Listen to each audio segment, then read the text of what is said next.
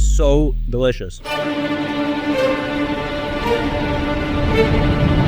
Beef tenderloin here. I tied it with 2 pieces of butcher's twine to sort of hold it from changing and distorting shape when we cook it. Got my pan on, getting hot here. I'm gonna season it with salt and pepper. I've got my titanium Surratt pan, all right? Beautiful, non-toxic frying pan. Thank you guys for this product, it's absolutely amazing. What I'm gonna do is just start by seasoning the beef. Salt everywhere. Don't be shy with the salt. Get it involved. Pepper, nice medium brown. My pan going on nice and hot. Go in the pan with olive oil. While my steak's in the pan, I'm gonna julienne the shallot to make the beef sauce. 2 cloves of garlic should do it. Now, if your beef is tall, like mine is, roast it on the sides as well. Get color everywhere on the meat. Now I wanna go in with thyme, garlic, and butter. Next thing I wanna do, get the beef onto a tray, get it cooking in the oven. That is so delicious. It needs nothing else. This is what I want you to do. I want you to put a little bit of olive oil on the top. Salt, pepper. You're gonna have to put about 5 times more than that.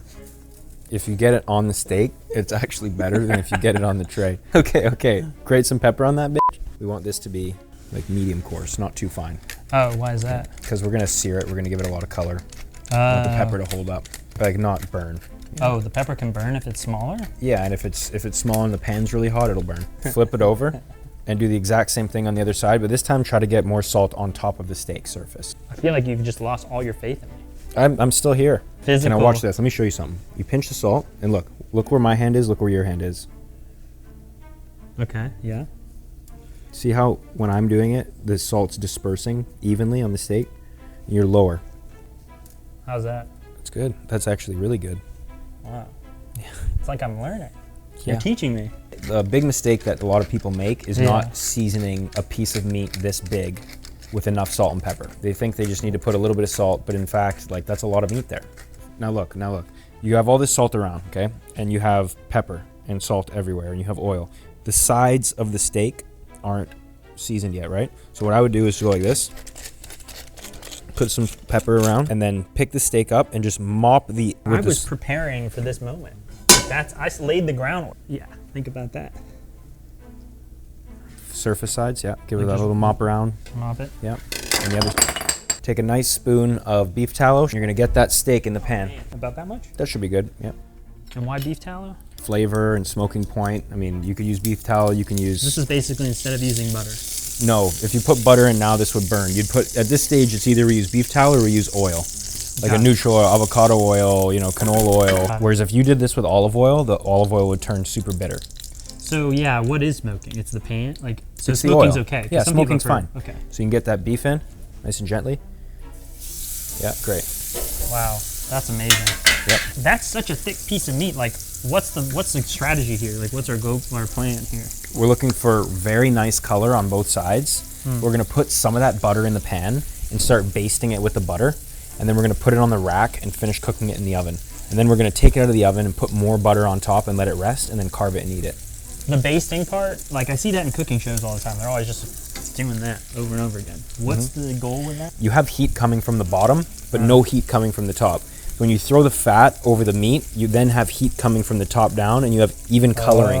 So you're actually coloring the meat more when you're basting it like that. You know what I mean? You don't wanna do it too soon because you don't want it to burn.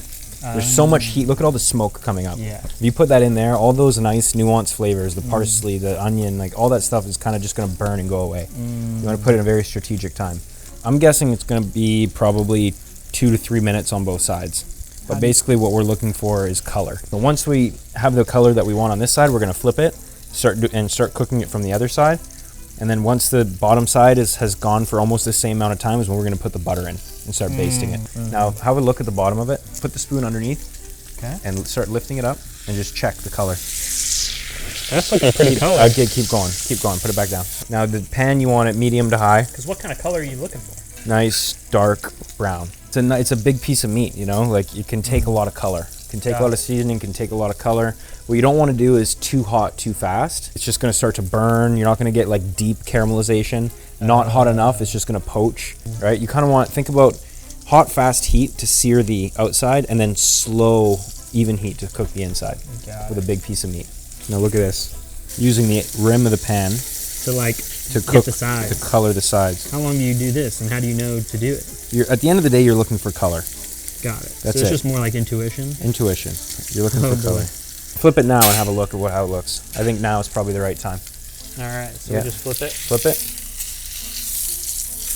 Careful, careful. When you turn it, drop it away from you, not towards you, because it's gonna drop oil all over yourself, which is no bueno.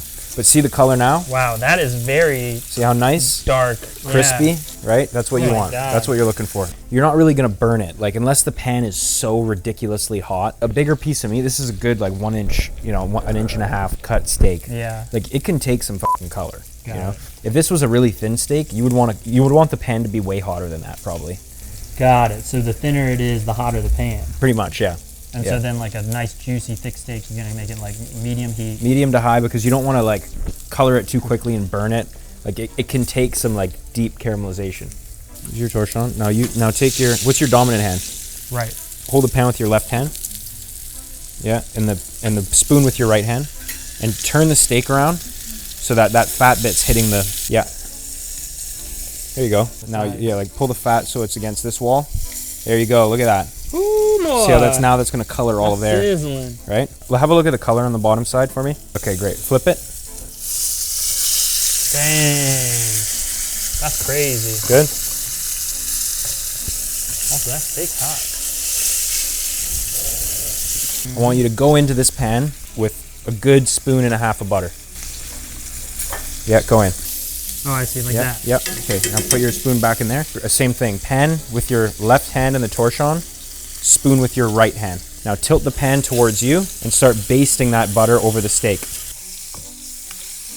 I would cook any steak with butter, any piece of big meat in the pan. Good. If there was nothing in that butter, you could do that basting process for a lot longer, right? You can put the butter in a bit earlier, you can cook it with the butter, you can baste it. Yeah. But the fact that we have that stuff in there, it turns quickly. The garlic turns, the shallot turns, the butter, the parsley turns. So I just want to do that right at the end. The steak has enough color. That's why we went further with the oil. Yeah. And now what we're gonna do is let it finish cooking in the oven. It's gonna take probably at least another 10 minutes in the oven. 350 degree convection oven. 10 minutes, we're gonna check it. Good. Look at that bad boy. Okay. All right, so now what I want you to do is take a nice scoop of butter. We just took it out of the oven. We're gonna let it rest for at least another 10 minutes. What I want you to do is take a scoop of that butter, put it on top of the steak. Yeah, and now you just wanna take that spoon and just rub it around. Let that butter melt all over evenly on that steak. Yeah. Now we need to let it rest, okay? For at least 10 minutes. Why do we need to let the steak rest, Josh? I just know they told me to let it rest, and every time I have, the steak just somehow tastes better. But I don't know why. So tell me why. Couple reasons. Okay. Imagine a piece of meat like that that goes into an oven and heat starts to attack it from both sides. Okay. That heat attaches to the meat and it starts making its way into the center. When you're cooking meat, what you're doing is you're keeping it in the oven for enough time that when you take it out of the oven, the heat continues to go to the center, but you're not adding more heat. Because if you add heat until the heat's all the way to the center, it's well done. It's completely blasted. You need to add enough heat that it goes, say, a quarter of the way, and then you take it out, and it carries over. The heat that's originally started keeps making its way in without adding more. That, and on top of that, if it's really hot like this, and you cut into it, there's so much heat in here that steam is going to start pouring out of it. Because that's what I've noticed is like if you cut it immediately, like the juices run out quick. Exactly. Yeah. The juices, and not only the juices, the steam. And it dries and it dries out. All those juices and steam you want to allow to set into the meat. Do yourself a favor and wait. The reason why we sweat the shallots and garlic first is because now they're gently sweat on top of the steak. They're actually cooked. You know what I mean? That makes sense. Because now they're soft on top. They're not raw. You ready to carve into that bad boy? Oh man. Hold the bone. Hold the knife. Take your knife and bring it down along the bone until you come out on this side. Follow the bone until the knife comes out. Follow the bone until the knife comes out. Follow the bone until the knife comes out. Follow the bone until the knife comes out. Yep, cut down. Yep. Now what I want you to do is literally just go nice and easy. Try to keep them standing up. Oh. You know what I'm saying? Looks so good. It's just so juicy and succulent. It's really good. Now what you want to do, slide the knife underneath, pick it up, put it right on the plate. Like that? Hot diggity dog. Oh my God. Damn. That is crazy. It's like you taste that flavor of that compound butter, but it's like that meat, it's like it brings the meatiness out of the steak. Like it's crazy. First thing I want to do is start with a bit of salt all around. When you're cooking steak, don't be shy with the salt. I see a lot of people cook steak, they don't understand that you need to season the meat properly, okay? A big part of Steak Au Poivre is the crust of pepper on one side. Take your pepper mill, get it nice, medium to coarse ground on it. All right, so I'm gonna go about right there and just get a good amount out on my chopping board.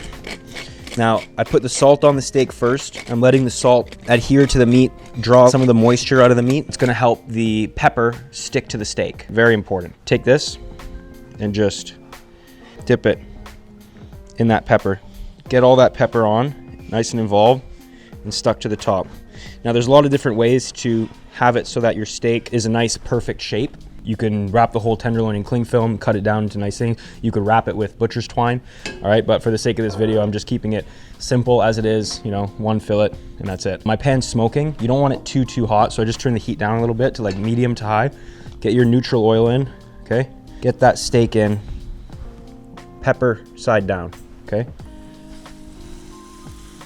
Now you're creating a pepper crust onto one side of the steak. So you don't want to go too hot and burn that pepper. You don't want to go too low. What I'm going to do is leave it on one side of the steak for about 3 minutes, checking it periodically. My steak's been going for about 2 minutes in the pan. I'm going to flip it and I'm going to show you guys what it looks like, all right? Beautiful color on one side of the steak, okay? The pepper's not burnt, all right? Has a nice color, has a nice crust. All the pepper is completely adhered to the one side of the steak. It's not falling off. That is what you want, okay? I'm going to let it go for a little, 30 seconds. Then I'm going to get butter in and start basting it, okay? I'm going to finish it in the oven. Good knob of butter in there. Some fresh thyme, some garlic. This is one of the best smells in cooking, hands down. Whenever you're foaming butter, guys, in the pan, watch the temperature of the pan. Too hot and the butter turns black, not hot enough and the butter doesn't foam. So you want to gauge the temperature of the pan with butter.